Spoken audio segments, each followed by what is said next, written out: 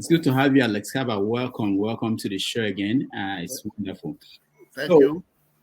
Let's start from the international news. We know that in South Africa, they won the Rugby World Cup. That may not be a big thing for Nigerians, but it's very big for South Africans. But I want to take you to the Middle East first, where Israel and Hamas, the war is still going on. What is your take as a journalist, someone who covers issues like this across the world? What is your take on that? From the Gaza war? Yeah. Yeah, I think Israelis are the new apartheid South Africa, and they expect people to believe that they have the right to commit genocide, and we are going to clap for them. What Israel is doing is very terrible. You are occupying a land, and you don't want these people are not free. What do you think they're going to resist? You are talking of October 7. October 7 didn't appear in a vacuum. It happened because you people are oppressing the Palestinians. So I would say that the Israelis are guilty of genocide, and the international community should stand up and call for a ceasefire. If not, all those saying that Israelis and Jews were punished during the Holocaust, it will ring shallow or hollow. So it's only when it's Israeli blood that is important. Palestinian blood is not important. So that's my take on it. So Israelis should leave Gaza. They should stop occupying the West Bank and let Palestinians have their own state. I wonder how Israel think that they can sleep well with their eyes closed when they have a lot of people that are enslaved in their border. You know, it was a matter of time before it exploded, before October 7 happened. Now, what do you think about this reaction across the world? You know, there appears to be a censorship where people are not allowed to say certain things, even journalists, people in the academia, everywhere. It is something that the world, I don't think I've seen anything like that other than during COVID. What is responsible for that? And how do we go beyond this? You see, this is the first time that since I've been living in America, that I've seen the raw power of the Jews. It's called corporate ownership of the media. You know, I can't even watch CNN anymore because it's so one-sided. It's the ownership that is driving the censorship of the news going on. You know, you just see that this ownership that is so structured in a way that the American Jews, they have more power on it. So they censor what can be said and what cannot be said on this medium. So that's why if it is Hamas, they are terrorists. But if it is Israel that is bombing and killing children and killing women every night for 22 days now, they are not terrorists. You know, they will not say label them anything. Yet they are killing thousands since the war started. They've killed thousands of Palestinians, but it doesn't matter unless it's an Israeli blood. Nobody with good conscience is going to support them. It's going to support Israel for this kind of genocidal behavior. And they are the first to say you're anti-Semite. They put that one out so that people will be intimidated. It's an anti-Semite. What about you? Are you not anti-black, anti-Arab? So that's the problem that we have in the corporate ownership of the media in America. Will you be able to say something like what you are saying? If you are not an independent person, if you work for a corporation or you work for if I work for CNN or any of those media houses, of course I'll be fired. I'll be fired the following day for expressing opinion which does not go well with them, or which is the truth, but it's been suppressed by the corporate elite who own the media in America. So that's the truth, you know.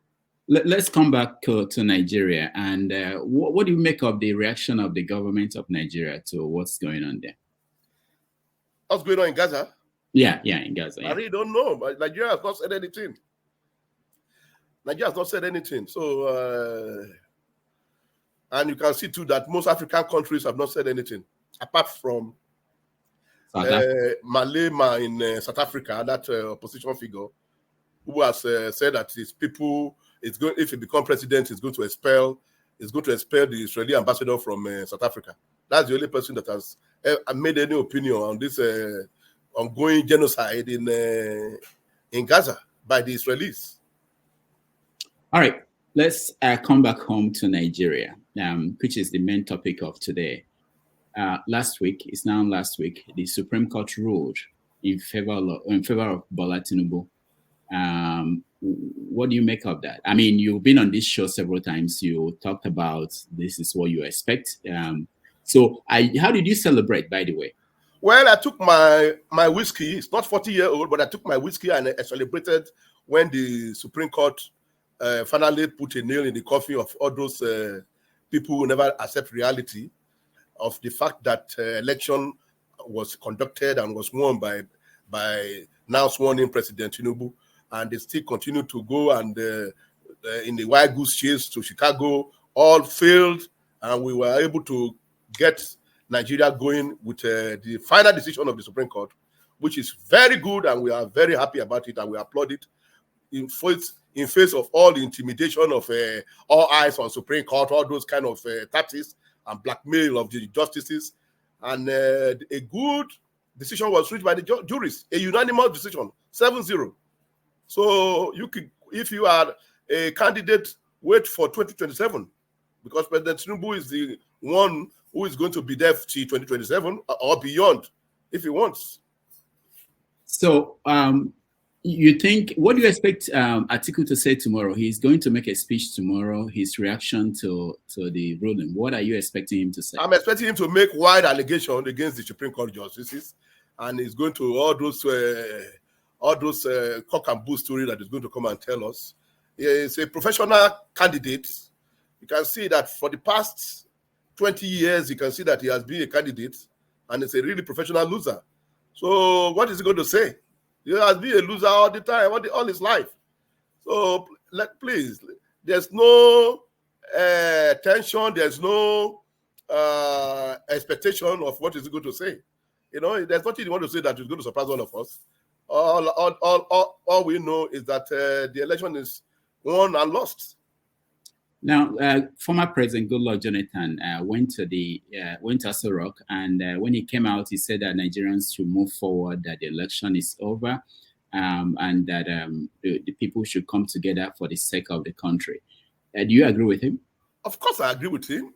Nigeria is going through challenges, and these challenges have to be faced without distraction of election petition and all that. So now that those ones have been discharged, those petitions have been discharged, it's time now for Nigerians to come together and united. The president should come and be magnanimous. He should probably make a major what is called speech, where we can call on everybody to come together of whatever political persuasion, because we have only one country, Nigeria. So he has to unite. He has to govern by having one Nigeria in mind, and we can move on. But there are some people that cannot be saved. But those who want Nigeria to be saved, we are ready to move on. You said the president should make a speech, but beyond speeches, what do you think he should do? He should make speeches to tell people that now election is over, let's move forward. And he also talk about how he's trying now to bring the economy out of the woods, and also the security situation in Nigeria. That is what it should address. And let us start seeing how it's going to curb unemployment in Nigeria for the youth and all those kind of things. They should bring projects so that people can get employed and leave politics alone, so that we can go to governance. Yeah, that governance. Don't you think that there is something that the president needs to give to your position? Like what? No, I'm just saying it's not enough to make a speech. I mean, people have already complained about his appointments and certain things that he has implemented. And I think when you talk about forming a government of quote unquote national unity or bringing people together, there is more than speeches. No, that's what I told you. And I said that you should govern with one Nigeria in mind. That to be seen that it's furthering the interests of all Nigerians, irrespective of tribe or religion or any other identifying factor. He should govern as a Nigerian president, which he is. He should not enthrone one group over the other and let people see that it's actually governing in the interest of Nigeria. That's all I'm going to say. Because are you satisfied with the appointments he made up to this point?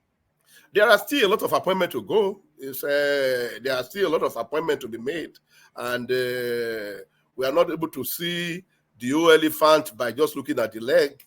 So we are going to have to still look at it ahead as they make all these appointments.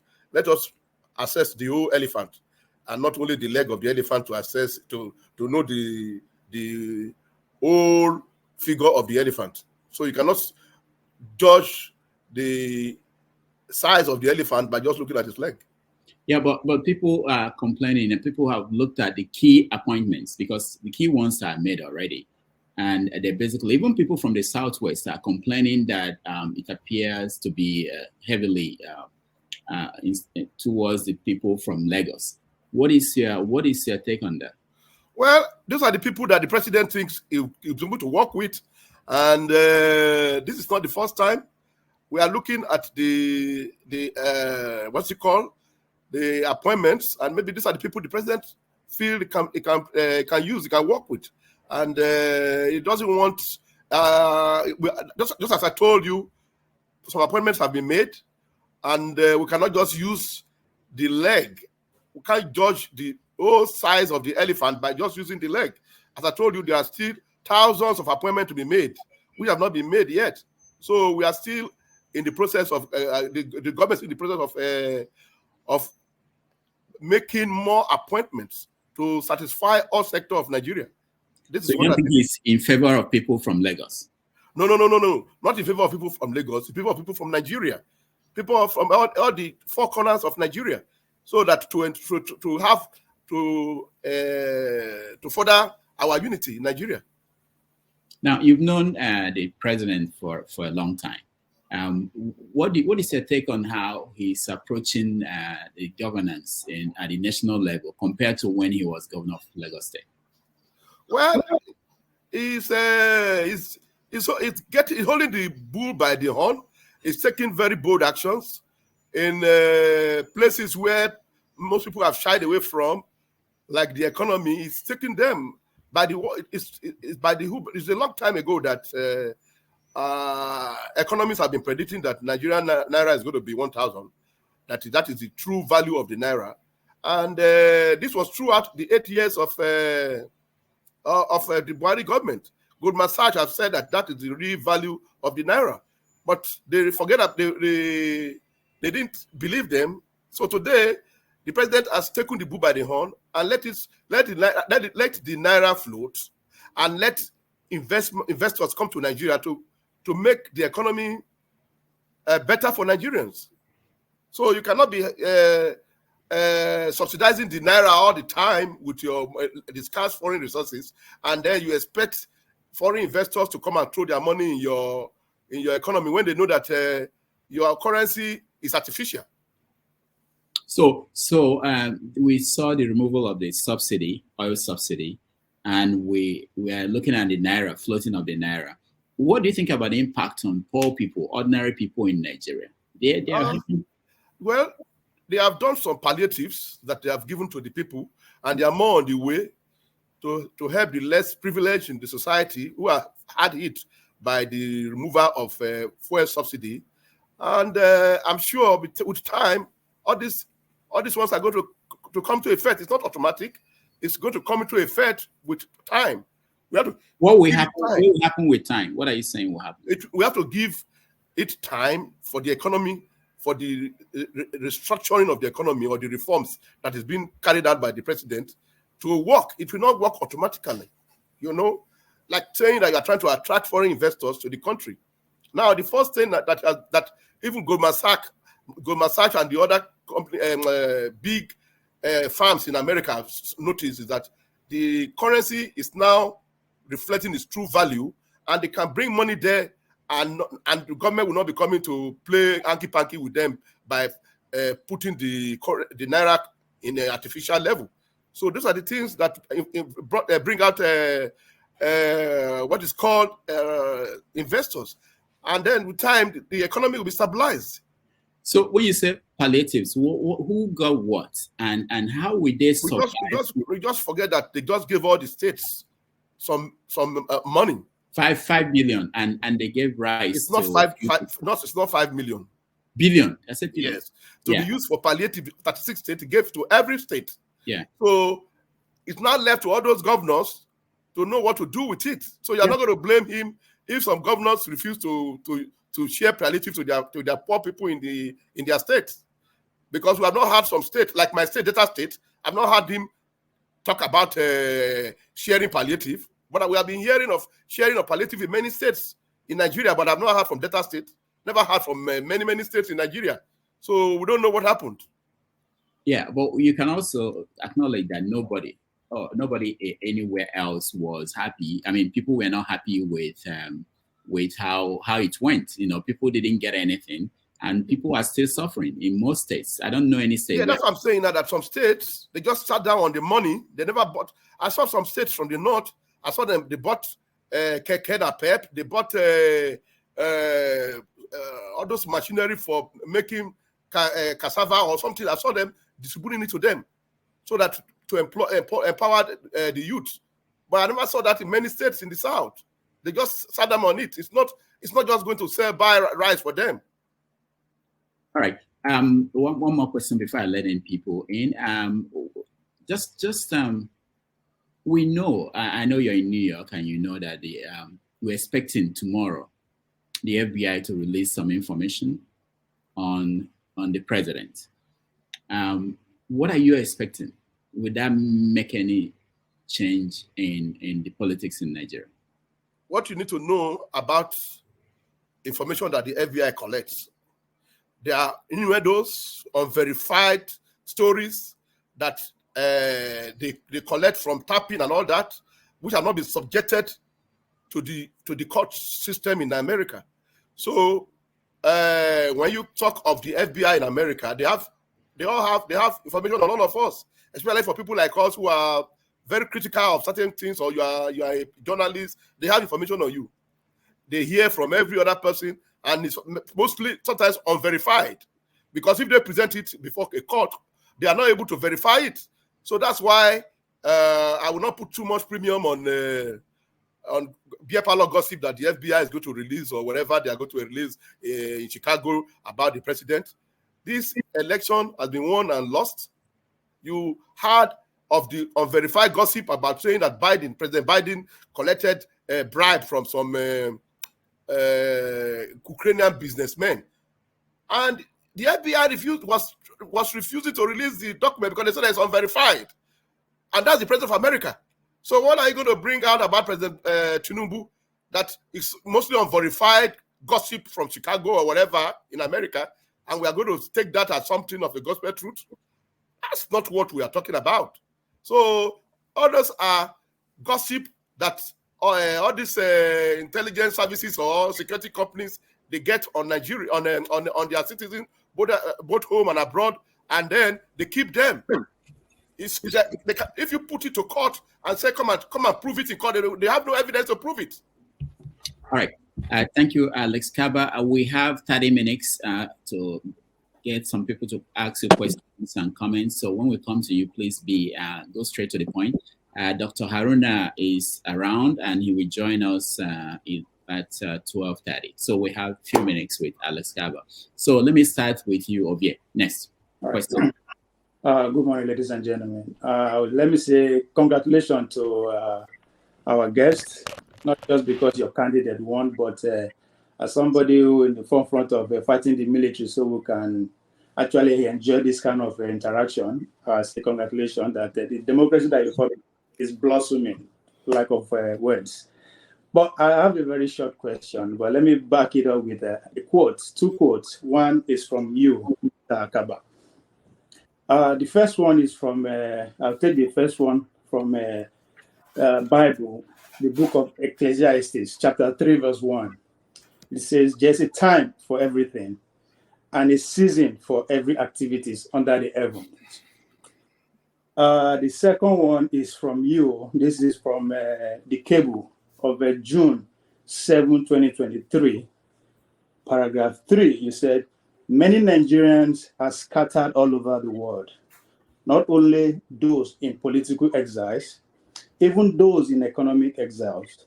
You will see that some of those policies of the Tinubu administration will give many people the impetus to relocate back to Nigeria, just like me, who is planning to relocate to Nigeria. That's your quote. And my question is, since there's time for everything, or it's time for campaign, it's time for competition, and in one, there's time for policy to which you support that is a good policy, and there's time for governance. And at the same time, there's time to fulfill what you promise and what you're encouraging Nigeria to do. So my question to you, are you in Nigeria now to actually enjoy the policy, or are you going to be in Nigeria before 2027? Of course, I will be in Nigeria. I was in Nigeria. No, relocate, not just being there. Yes, of course. It's part of the plan. Yes, it's part of the plan. The president came to New York and he told us that he's going to be putting policy in place so Nigerians professionals can come back home and contribute to the nation's growth. And as soon as they put such policy in place, of course, I will relocate, so that you can see that it's not all doom and gloom, or we just be sitting in New York here and we are not going to be part of the process. All right, thank you, Ovie. Thank you for it. Dr. Oji Yones. Oh, thank you so much. Alex, thanks. It's nice to have you on the show. Let me quickly say there are certain things that Alex said. I'm not exactly sure if he meant them or if his understanding is what is the standard thing. When he talked about FBI rumors, the President Tinubu, forfeited some amounts. And to forfeit means to lose or be deprived of something as a penalty for wrongdoing. So it's been established that he did something wrong, and as punishment, he forfeited whatever he did forfeit. So just to get the record straight on that. But let me get my points. First, Peter Obi made a speech when he asked the president to reintroduce himself. The APC attack dogs went after him, insinuated that the Attorney General should actually go after Peter Obi. You are sitting down there in New York, I am in New Jersey, and you have criticized America, saying that Israel did this, the American government did this. Do you think that the way you are able to talk in America, do you think I can go to Abuja or Lagos and just freely say, hey, Tinubu, you are a drug dealer, you are this and that? And then finally, just like Chimamanda said in prison the other day, she believes that Obi won the election, and I completely share her views. But the Supreme Court has spoken. Tinubu is the president of Nigeria. My question, do you think there is any other country in the world where a person with that baggage could have been president? Thank you. As I just told you, number one, let me take the one of the fact that you are saying the president is a drug dealer. We have to guide what we say. A drug dealer is somebody that has been convicted. You cannot call somebody a drug dealer when you don't have no conviction, no nothing like that. That's what is called unverified information. And then money can be forfeited for different reasons in America. For instance, I have friends who have come to America with $100,000. They have nothing to do with drug, and the money was seized at the airport because of the number of the amount. So there are also cases in America where if there's too much money entering your account, legitimate money that probably you brought from somewhere else, has nothing to do with fraud, or drug, and they can seize the account and go to court and close the account. So this VAT that you are regulating now, I don't think it's backed by fact. We have already said it, that all these ones having to do with drug or anything like that. So, and America has told you that they have the president was not convicted of anything like drug dealing or anything like that. All he did was forfeited some amount that was found in his account that is linked to his name. So, but people feel that because the word drug is more notorious and more powerful and more injurious, if you continue to use it, it will become truth. If you like, you can say it tomorrow. A truth is a truth, and a lie is a lie. No matter how much you regurgitate it. All right, thank you. Thank you, Dr. J. Let me just remind you guys, immediately it's 12:30, we have to bring in Haruna, so it's up to you. I want you to just ask one question so that we can get most of you to talk before we bring in Haruna. Ewa, you're next. Yeah, good morning, Mr. Alex. I have two questions in one, actually. So I'm not sure how close you are to this government. I'm not sure if you are really involved in form of advising the government, or I'm not sure the capacity you are involved with the government. My question is this. You talk about President Tinubu policies. The policy so far, specifically the removal of subsidy, the Naira unification, even the student loan, does it appear to you that it was well planned out? Does it appear to you there is a plan this was a deliberate decision to really work for the people, or is just to show to us that, oh, the president is doing something? That's the first question. The second question is, can you leave it at one so that we can get to that? Yeah. On the issue of the appointment, right? It's a bit disgusting how, I don't know, it's advising this government, the way the appointment has accrued to one region of the country. Obviously, like, we can't deny it. I'm not against President Tinubu. So I feel, nobody is advising the president to look all over the country and look for people that are qualified, that can do this job, no matter where they are coming from, irrespective of their ethnicity, tribe, what's it called, religion or whatever. Can't we just be deliberate about looking for people that can get the job done? Thank you. Yeah, your first question about the subsidy removal and the student loan, I told you that I addressed the subsidy before. I told you that a palliative going on, and these are pangs of pain that you get when you are reforming the economy. And the president had the courage to do that instead of just leaving it the way it was, and putting the country back into debt because of this subsidy fraud and all that was going on for the fuel. And then for the student loan, they just brought the program, they just announced it, and they will still put things in place to ensure that they implement it. And what's the second one again? The issue of appointment. The issue of appointment. As I told the other questionnaire about equitable distribution, I told them that you have to look at the total picture of the elephant. There are still many appointments to be made, and you can't just use a quarter of the appointments that have been made to judge the whole picture. So you have not seen the true picture yet.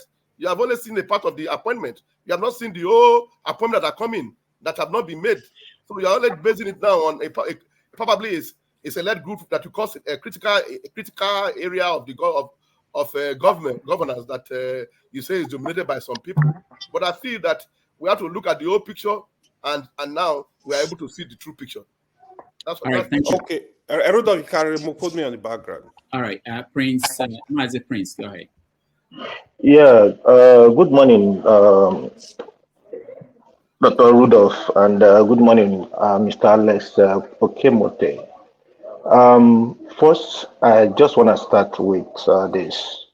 So you agree with me that respect is reciprocal, right? Yes. Okay. And we were listening to you, and you made mention of a particular candidate, despite the fact that he's not my candidate. But you made a mention of him being a serial election candidate or whatever it is. To me, I feel very much that it's disrespectful to him, being the fact that he was once a vice president. And if you want us to respect your own candidate, you also have to accord that person that respect. So if you don't mind, if there is a possibility, you might not necessarily do it right now, but at some point withdraw that statement. That's a mocking statement. And then going by the fact, when you talk about Israel and Palestine and how America is doing this and doing that, you and I are not there. We don't know all the facts. I'm not in support of Israel, and I'm not in support of what they are doing. However, it is always easy for, you see Nigerians, we criticize other people. We criticize America. You live in this America. And I bet you probably, you have your green card or you are a citizen. I don't know.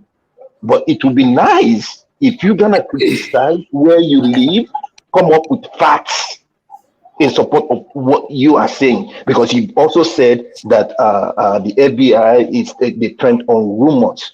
But you forget the fact that even the Biden you're talking about have, the House of Assembly even was almost impeached. It was almost going to bring out some impeachment procedures on him. So if we are going to copy, why don't we emulate the good thing? Let us do the same thing that America is doing. Trump today is in court on how many indictments. But is that possible in Nigeria? No. Thank you, Mazi. Thank you. Thank you. Let's move on. Yeah. Go ahead, Alex. Yeah. Of course. Just as I told you that many information in the FBI file are unverified information. You could see that the House of Reps actually brought out impeachment proceeding against Biden and brought witnesses. But they found out that there was no evidence, because you have to back up your allegation with facts. Anybody can make any allegation. Come and verify it. Many witnesses came that there is no evidence to proceed with impeachment, because the Republicans were just going about shouting, the man got a bribe. Okay, come and tell us, how did the bribe? How did it happen? They got $5 million bribe. How did it happen? They found out that it's unverified gossip. The same thing too that they are talking about President Tinubu. Whatever unverified gossip that they want to bring from Chicago or from wherever is unverified. That's what I mean. So it's not the truth. Anybody can come now and say, Alex Kabba, you stole money. Now come and give us the evidence where you told me where I stole the money. Okay. Just because you want to tarnish my name. All right. Thank you. CM, remember, we have only 15 minutes.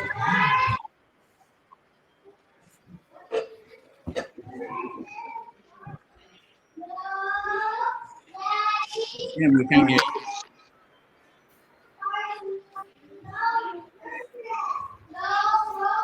All right. Let's go to Free Nigeria. CM, we can hear you. Free Nigeria.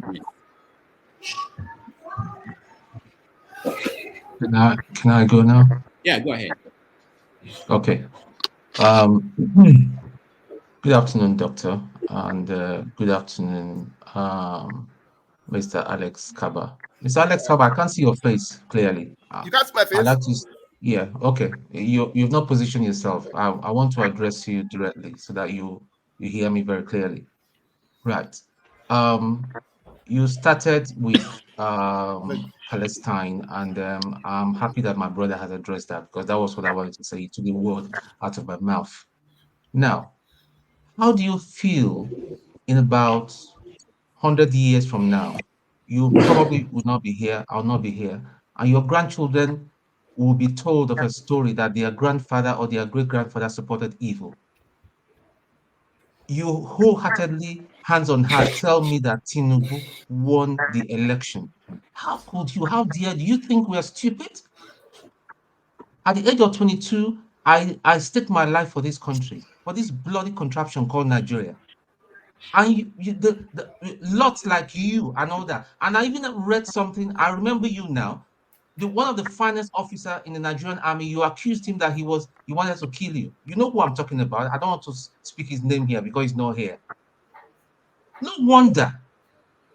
And you can, hands on heart, say that the man is not a drug dealer. When somebody forfeits money, go and read again. You may not be a liar. I'm not a lawyer and all that. It's not about you. You used a parallel that was not that is not relevant in this case. When you get to the airport and you cannot account for your money, the money will be seized. But we're talking about a drug deal. For your information, I know him better than anybody here. I can say hands on heart, even before he became a governor. And I know what he's about. You guys will support evil. That is the problem. You're one of the problems of Nigeria. You cannot speak out because of money. Where is your conscience? All right. Thank you, Free Nigeria. Let's cover. Yeah. Listen, when I talk, I talk from the truth. I don't come and say unverified things on the program. When I told you about what happened in my own case, these are verified truth and facts. You can go to Abuja and ask any journalist. That man who was the CSO to Abacha sent a battalion of police, SSS guys and soldiers to come to a press center where journalists hang out. This is not a secret thing. Go and verify it in Abuja with any journalist. So I don't lie. Who was doing that? The Mustafa who was doing that. What was his purpose? I'm not surprised why he sent stuff to you. I'm not surprised. Free Nigeria. Let him finish. So we are not. You cannot come and jump that they see somebody's money for that reason is a drug dealer. So if that's the case, half of Americans will be drug dealers because it's a routine that they seize money every day at the airport, at the banks. So the fact that they seize the money is equal to a drug dealing. No, I've said it before that you can repeat a lie 100 times. The truth will always prevail. And then for you saying that he did not win the election, you are running away from the fact. The man won the election because the other party factionalized. You are not able to realize that a house divided against itself, going for a big election like a presidential election, cannot stand. The PDP factionalized. You have to put it in, you have to get it straight. They broke it into 3 factions. The Kwankwaso faction, the Peter Obi faction, and the Atiku factions. The 3 of them went to face the APC. And that's why they lost. You people are not able, you become emotional without looking at the facts. So that your facts will now set you free, and you will know that that's why they lost the election. It has nothing to do with fantasy. That is the reality. All right, thank you. Let's try Sim again. Sim, can you hear us? Yeah, we can hear you, Sim. Righteous Man, we have just 10 minutes, 9 minutes actually. So yeah, good evening, Doctor. Mr. Alex, your generation destroyed Nigeria without any apology. Your generation has brought this country into a mess. Your generation had made Nigeria to be a laughingstock. Your generation took your children and your wives out of this country and live a luxury life and left us to perish in Nigeria here. Your generation is a wicked generation. Your generation has destroyed this country. Come back to Nigeria and live with us here and face what you are facing. You rigged the election and you are telling us that he won election. Where did he win the election? You know how many lives that were lost in Lagos? Come back to Nigeria and live with us in the street of Lagos. Your generation has destroyed this country. Doctor, thank you. Let's go. Yeah. Democracy that has been going on in Nigeria since 1999, which some of us fought for, my generation didn't destroy Nigeria. One election is not going to destroy Nigeria. It's just that we get it right. The fact that there was a dispute in one of the presidential elections does not mean my generation destroyed Nigeria. Have you ever seen me hold one position before my generation of destroyed Nigeria? And you see, if you will have really preferred me to be dead, like Bagada Kalto, my colleague in Abuja, who was killed. I just tell the truth as I see them, without emotional attachment to it. It's the cold fact. We are talking of figures. You can say it. The election was not won or free and fair. Where in the world have you ever seen that they will not dispute election? Even in America here. Donald Trump is still saying that he won the 2020 election till today. Even though all the courts have dismissed all the claims, he still say it. It's just, it's the owner of his mouth. He can say anything. And you to say, if you are the owner of your mouth, you can say anything. Oga, bring back your children to Nigeria. Come back to Nigeria and stay with us. How do you know that I was in Nigeria up to September, since May? And I'll be coming back again too very soon. It's not a lie, it's the truth. I've been in Nigeria since May all the way to September. So it's the policy that we're going to work. We have to govern. We are not going to be talking about spilled milk. This decision of the Supreme Court cannot go well with everybody, but it's been made. So it's time we come together and figure out how to help Nigeria move forward. That's my take on it. Thank you, Alex Kabba. CM, can you speak? Let's see. I think I okay. Can you hear me? I don't know what somebody is attack. Can you hear me now? Yeah, we have about 6 minutes, so quickly, please, so I can get. Okay, let me put it. Yeah. Thank you, Mr. Alex Kabba.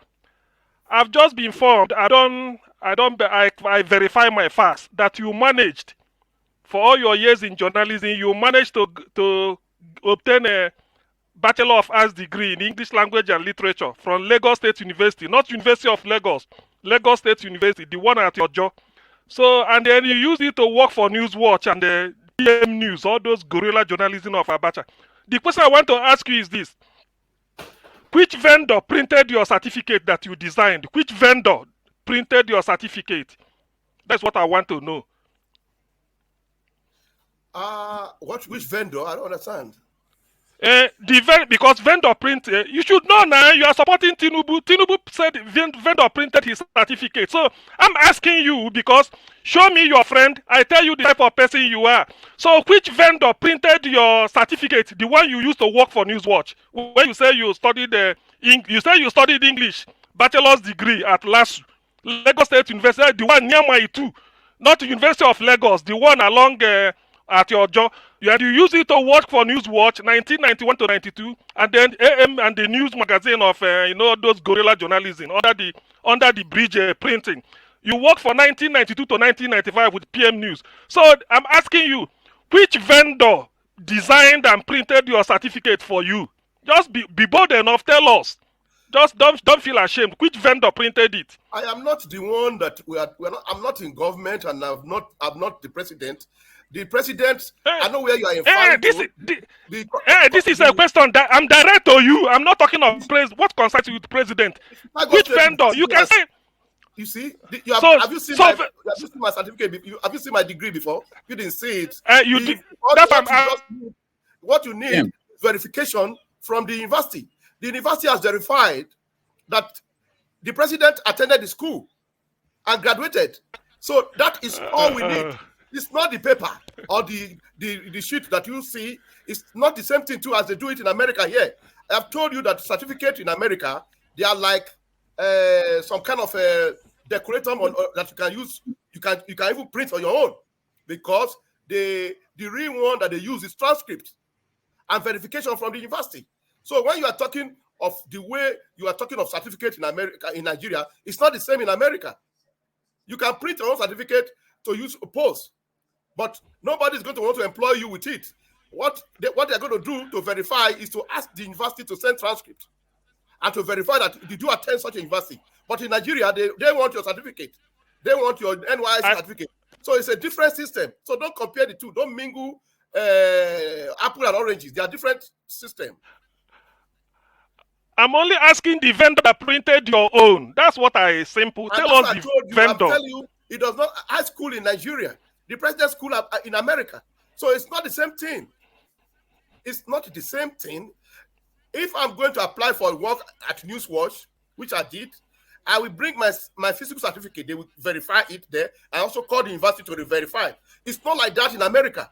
In America, the certificate is not what the way it is used in Nigeria. This is the transcript of the university they are going to ask for. So how is that equal to what my own certificate is in Nigeria? It's okay. I'm all right with you. It's okay. All right, thank you, Sam. So this is what I just reached out to Dr. Haruna. He's willing for us to finish with the people who are in the studio to talk to Alex Kabba, and then we'll begin it. So the flagship, Ernest. You are muted. Can you unmute yourself, please?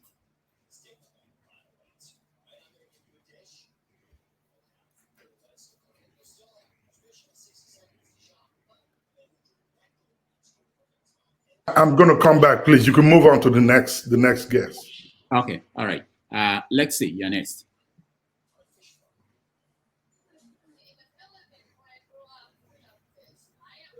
Okay. I salute every one of you on the panel. I salute our guest speaker. I salute Dr. Damages. Alex Kabba. Kushe.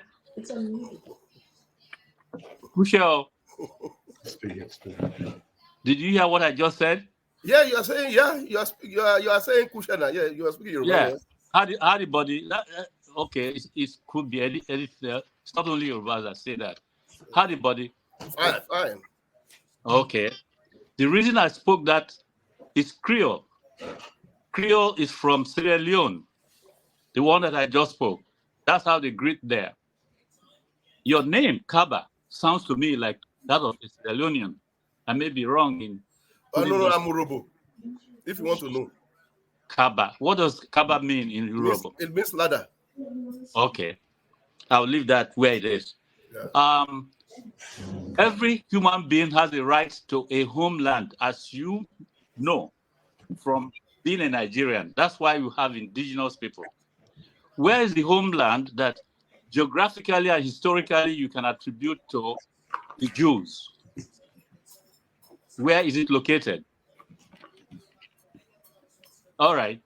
I'll leave that question. Everyone should know the answer.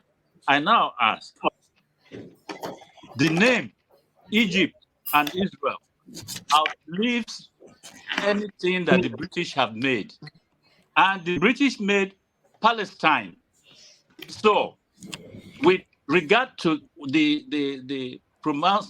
what you said about that area and what is going on now, are you in support of one group saying that the other should be destroyed while they take over what they call their own land, or you are in support with the two living together as a people in peace? Because what you said already, I have seen the picture you are painting, that the Palestinians should take over their land. So where would the Jews go? All right, thank you. Let's see. Yeah, I'm not saying that the Jews should be driven out. What I mean is that it's like South Africa. The white people in South Africa were not driven out; they are still there. But these people enslaved South Africa for a long time. This is the same thing going on in Palestine and Israel. What I mean is that the Israelis don't want a two-state solution. That's why they keep on expanding their settlement into the area of Palestine in the West Bank. You know, they are so greedy. They are expanding every day into the land of the occupied territory of West Jerusalem, and the West Bank, and they expect that there will be no resistance. They believe that if I come and take your land, you should just turn the other face. So I'm telling myself that these people living near the settlement, this Palestinian land that they took by force, how did they sleep at night when they know that it is the duty of the oppressed to react to their oppressor, against their oppressors? So by their policy of the most right-wing government of Netanyahu in history, by its policies of encouraging settlement, land grabbers, we call them in Nigeria, of Palestinian land, that is what happened. these people are going to react the way black South Africa reacted against apartheid. Because what is going on in Palestine is apartheid. These people are enslaved. In that Gaza you are talking about, they can't go out. It's an occupied territory. All right. So how can you think that people are going to be living in bondage and they are not going to react? And then they react, then you condemn the reaction. Oh, they are terrorists. You think any people who are oppressed are not going to react? It's a natural instinct. That's what I can take away from there. So Israel does not want peace. And that is the reaction that they are getting now. The day they come, they want peace, they will accept a Palestinian as human being and accept two-state solution. Thank you, Alex Kabba. Our next guest is around the corner. What I promise everybody is that we are going to bring back Alex Kabba and give him the whole hour and unlimited time so that he will answer some of your questions. I will let the flagship, your question, please. Can you hear me now? Yeah, go ahead. All right, thank you. Thanks again, Dr. Damages, and also to, please, I'm a son of Urobo. I'm from Delta State, and I'm going to do the right thing. So I don't know what to address you, Chief or Mister, but let me go by saying Chief Akaba. I will greet you in my language, Mingwa. Now, let me correct you in some things before I shoot out what I have to say. I'm going to correct you in some things. It would be an insult to describe the American degree or certificates that you have as just a mere decorative document. If you do not understand how it operates here, then it would be good for you to ask and maybe get some more information.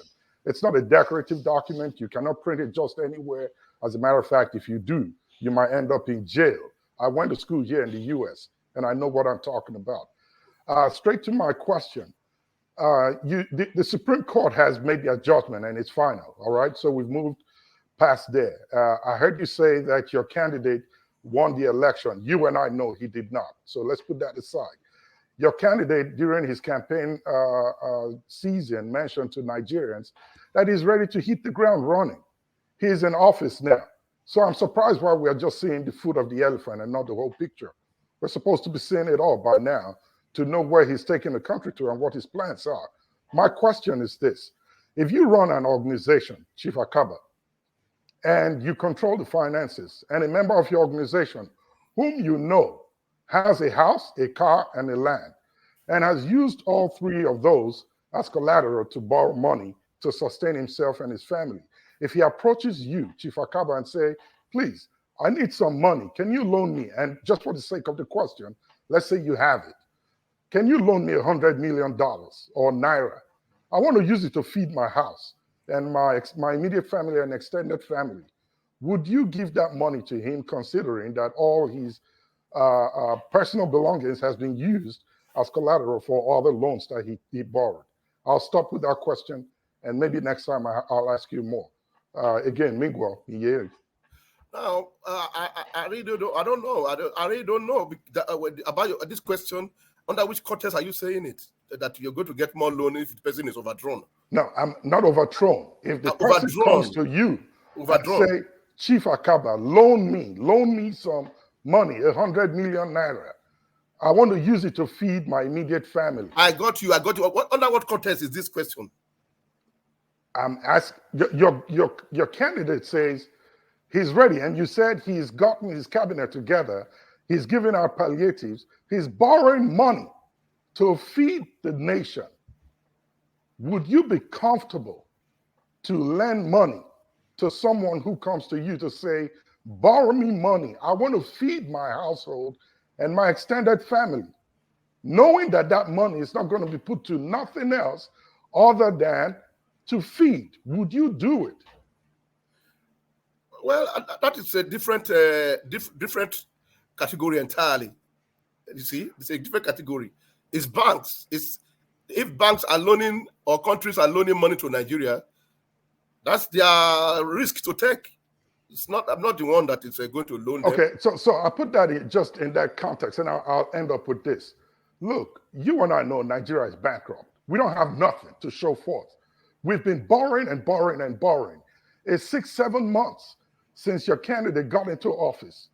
We are neck deep. You know that your children cannot pay back this loan. I definitely cannot, not in my lifetime. Why are we borrowing money to eat and not money to invest in businesses? I think you should, I've read a couple of your articles in Newswatch back in the day. I think it would be a great idea if you can write up something on this topic and show it to your candidate so he would read, and to his economic team so they can read and know that borrowing money to eat is a dangerous, dangerous thing to do. I will not lend anybody money who comes to ask me money to eat and not to invest. Nigeria is sinking. And you are happy that he won, and he has no plans. He's on the ground running, and all we are seeing is the foot of the elephant. We want to see the whole body so we can know what the true picture is. I yield the floor. Thank you. But let me also correct you. It's not my candidate. It's my president. It's your whatever president. He is, your president, your candidate. The guy is in front of the nation. President of Nigeria. He's leading. So supposedly the Supreme Court has given him Mr. President to all of us, and he didn't start the borrowing. There's no country that doesn't borrow. So it's the way you are making it. My point, Chief Akaba, is this: borrowing money to eat is bad. Nobody borrows money to consume it with no plans to pay it back. You are sinking the nation further into debt. Yes, he's not the first person that started it.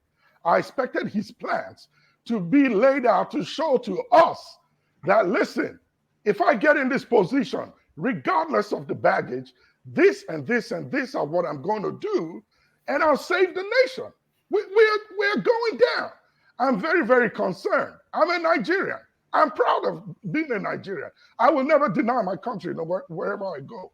But I'm very concerned that it's trying to sink us down with a lot more money with no plans at all. I don't want to see the foot of the elephant. I want to see the true picture. Thank you, the flagship. Unfortunately, we have to end it here. Alex Kabba, have your final answer to flagship.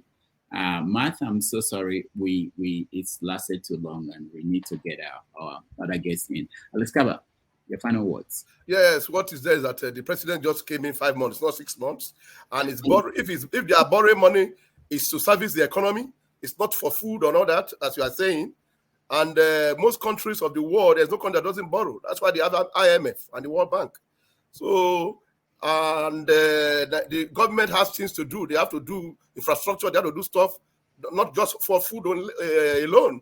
And Nigeria really is a food basket country. We have a lot of locally produced food in Nigeria. So it's just that we have not got into the mechanized aspect of it yet. So I don't think we are borrowing all this money just because we want to go and use it to feed. And that's what I have to say. All right. Before we let you go, I just found out that our guest, he's in Nigeria. We lost him for a moment. So I think we have a few minutes until he comes back in. So Matt, you can ask me your question. Okay. Good evening, everyone. Good evening, Mr. Damages. Dr. Damages, I greet you. I greet everyone in the panel. I greet forefathers. I greet our